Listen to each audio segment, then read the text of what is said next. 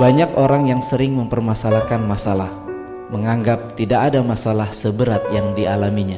Seorang ibu konsultasi kepada saya, "Ustadz, tolong bantu saya Ustadz. Suami saya Ustadz, suami saya, tolong suami saya Ustadz." "Kenapa dengan suami ibu?" "Ustadz, setiap malam saya tidak bisa tidur karena suami saya." "Memangnya kenapa dengan suami ibu?" "Suami saya ngorok Ustadz. Setiap suami saya ngorok, pasti saya tidak bisa tidur. Tolong Ustadz, beri kami solusi." "Ibu, seharusnya ibu bersyukur karena masih bisa mendengar ngoroknya suami. Itu tandanya suami ibu masih bersama ibu. Jika sudah tidak terdengar ngoroknya suami, hati-hati, itu ada dua kemungkinan. Suami ibu sudah pindah ke kubur atau pindah kasur."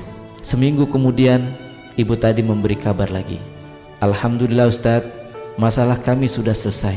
"Apakah suami ibu sudah tidak ngorok lagi?" tanya saya penasaran. "Tidak Ustadz, bahkan sekarang ngoroknya semakin keras. Tapi sekarang saat saya mendengar ngoroknya suami, saya seperti mendengar lantunan musik terindah di dunia." Ingatlah, seringkali yang menjadi masalah dalam hidup ini bukanlah pada masalah itu sendiri, tetapi ada pada cara kita melihat masalah. Bisa jadi masalahnya tidak berubah, tapi pada saat cara pandang kita berubah, ternyata seringkali masalah itu menjadi bukan masalah. Allah tidak akan merubah suatu kaum sehingga mereka mau mengubah diri mereka sendiri.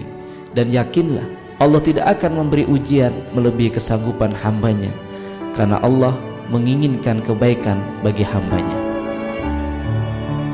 Saya Bagus Hernowo, pesantren entrepreneur, untuk Anda rekan Dakta.